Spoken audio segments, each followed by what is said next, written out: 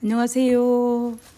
안규국가 새벽기도에 오신 여러분들을 진심으로 환영합니다. 저는 넷박교회를 섬기는 정선옥이라고 합니다. 오늘은 2021년 제4기 신명기 속의 현대 진리인 제9과 그들의 마음을 돌이키라에서 11월 22일 월요일 소지인 나를 찾으며 만나리란 제목을 가지고 살펴보도록 하겠습니다. 먼저 기도드리고 오늘 교과 내용을 살펴보도록 하겠습니다. 기도하겠습니다.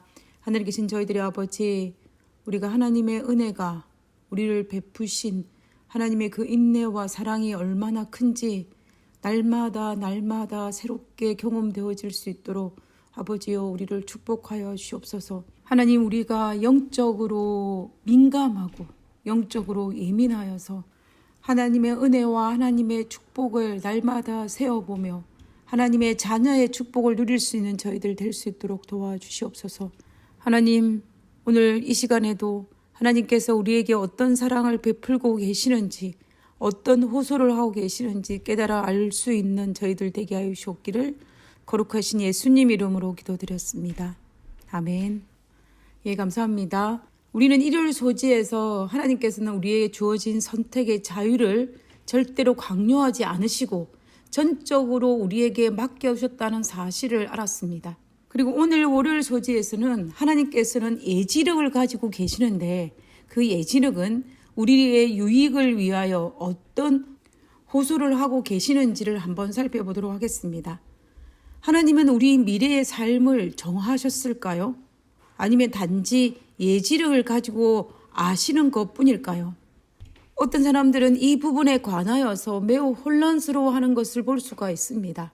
만약에 하나님께서 우리의 미래의 삶을 정하셨다면 지금까지 우리가 다룬 자유의지를 주시고 우리에게 선택권을 강요하지 않으시고 전적으로 우리에게 맡겼다는 그 사실과는 정반대되는 것임을 알 수가 있습니다.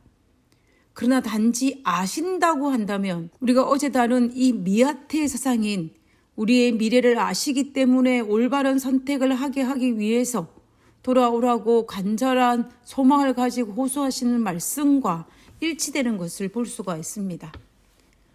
그래서 오늘은 특별히 하나님께서 예지력을 가지고 계신 성경적인 증거들을 살펴봄으로 말미암아 그 예지력을 가지신 하나님께서 나를 찾으며 만나리라는 하나님의 간절한 소망을 다시 한번 살펴보는 시간을 가지도록 하겠습니다.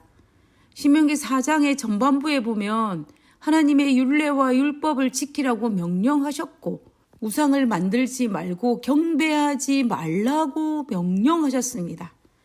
신명기 4장 16절에서 19절에 보면 두렵건대 스스로 부패하여 자기를 위하여 아무 형상이든지 우상을 새겨 만들되 남자의 형상이든지 여자의 형상이든지 땅 위에 있는 아무 짐승의 형상이든지 하늘에 나는 아무 새의 형상이든지 땅 위에 기는 아무 곤충의 형상이라든지 땅 아래 물속에 있는 아무 어족의 형상이라든지 만들까 하노라 라고 하였습니다. 그리고 19절에 보면 또 두렵건대 내가 하늘을 향하여 눈을 들어 이룰 성신 하늘 위의 군중 또 너희 하나님 여호와께서 천하 만민을 위하여 분정하시는 것을 보고 미혹하여 그것에 경배하며 섬길까 하노라 라고 하셨습니다. 우리가 신명기 4장 16절에서 19절에 보면은 분명히 하나님께서는 두렵건대 그들이 우상을 만들까 하노라 또 두렵건대 그들이 섬길까 하노라 라고 하였습니다. 이 말의 의미가 무엇일까요? 하나님께서 앞으로 일어날 모든 일에 관하여 사전에 알고 계신다는 뜻이지만 모든 것을 다 아시는 그분의 예지력은 우리의 자유로운 선택에 아무런 영향을 미치지 않음을 나타내는 것입니다. 그래서 너희들이 그렇게 할까 두렵다라는 것입니다. 결국 하나님께서는 이스라엘 백성들을 약속의 땅에 들어가서 그들이 하나님의 율례와 율법을 버리고 우상을 섬길 것을 아시고 두렵다라고 말씀하신 것입니다. 그리고 하나님께서 예지적인 눈으로 말씀하시기를 신명기 4장 25절에서 27절의 말씀을 보면 너희들이 가나안 땅에 들어가서 당장은 우상을 섬기지는 않겠지만 세월이 흐른 이후에 몇 세대가 지나면 너희들이 우상을 섬길 것이라고 말씀하셨습니다. 그러므로 너희들이 우상을 섬김으로 말미암아 27절에 여호와께서 너희를 여러 민족 중에 흩으실 것이요 여호와께서 너희를 쫓아보내실 그 여러 민족 중에 너희의 남은 수가 많지 못할 것이라 라고 경고하셨습니다. 우리가 출애굽 시대 이후에 이스라엘의 역사를 살펴보면 알 수 있듯이 그들은 정말 몇 세대가 지나지 않아서 우상을 섬겼고 선자를 통해서 하나님께서 경고하시고 경고하셨지만 그들은 우상 숭배를 멈추지 않았습니다. 그로 말미암아 BC 722년에는 북방 이스라엘이, BC 586년에는 남방 유다가 멸망함으로 말미암아 여러 민족 중에 흩어지고 이방인 땅에 포로로 잡혀가는 상황이 발생한 것입니다. 그들이 우상 숭배로 말미암아 바벨론 땅에 포로로 잡혀가서 그들이 얼마나 많은 고통과 아픔을 겪었는지를 우리는 압니다. 하나님께서는 출애굽 2세대들에게 예지력을 가지고 경고하셨고 역사는 그 예지력에 말씀하신 대로 이스라엘 백성들은 우상 숭배를 하고 나라가 망하여 흩어지는 경험을 하였음을 우리는 볼 수가 있었습니다. 하나님의 예지력이 맞은 것입니다. 그런데 만약에 우리 하나님의 예지력이 맞는 이 선에서 끝난다면 어떻게 될까요? 아마 사람들은 하나님의 예지력에 감탄하며 두려운 마음은 생길 수 있을 것입니다. 그러나 우리 하나님께서 예지력으로 경고하신 것은 자신의 예지력이 얼마나 신통한지를 말씀하시고자 한 것이 아닙니다.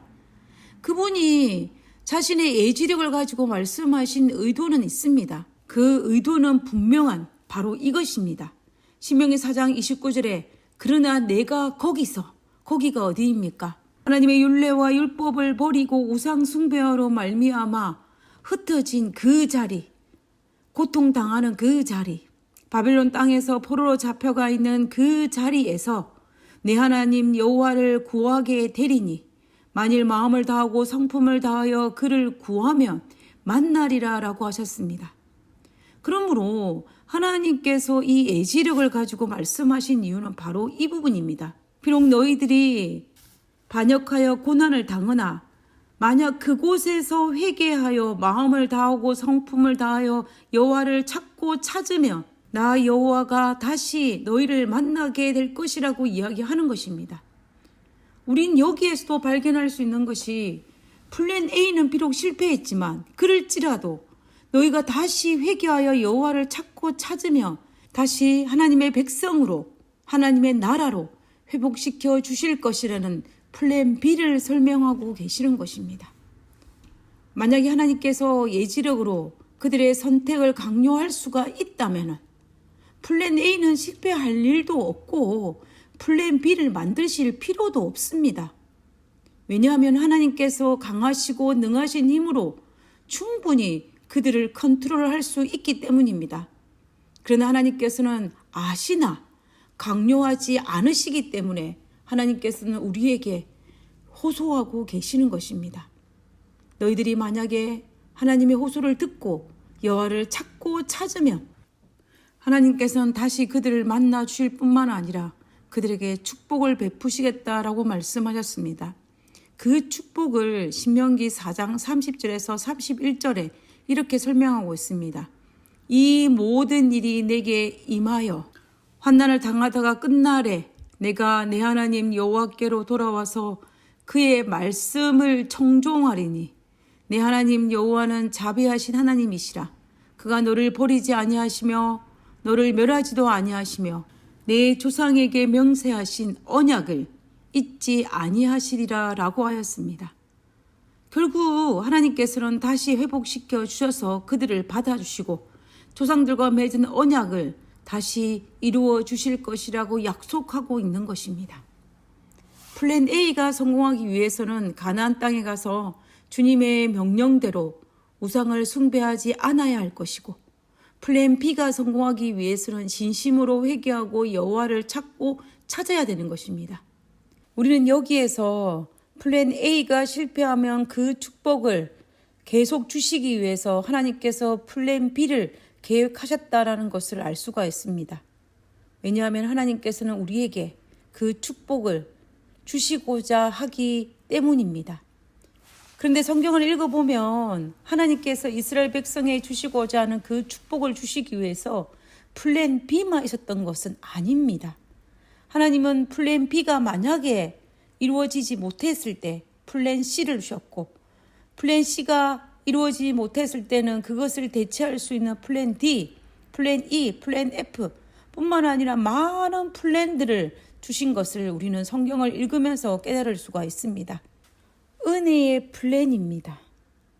그리고 어쩌면 지금 2021년도를 살아가고 있는 우리들에게도 정말 몇 번째인지도 모르는 은혜의 플랜이 우리의 삶 속에 지속되고 있다는 사실을 부인할 수가 없습니다.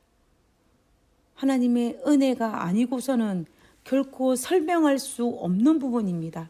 이것이 자비롭고 은혜롭고 노하기를 더디하시는 하나님의 은혜입니다. 우리는 이런 은혜를 베푸시는 하나님의 은혜를 알아서 하나님의 플랜이 성공을 거둘 수 있도록 우리는 우리에게 허락하신 자유의 의지를 따라서 성령 하나님의 도우심을 간구하며 회개하여 하나님을 찾고 찾는 그런 삶을 선택하는 삶을 살아야 할 것입니다. 오늘 하루도 우리를 위하여 실패하더라도 포기하지 않으시고 또 다른 방법으로 우리를 구원하시기 위해서 새로운 플랜들을 세우시고 또 우리에게 여전히 은혜로 베풀으신 하나님의 은혜에 감사하며 우리는 살아야 할 것입니다.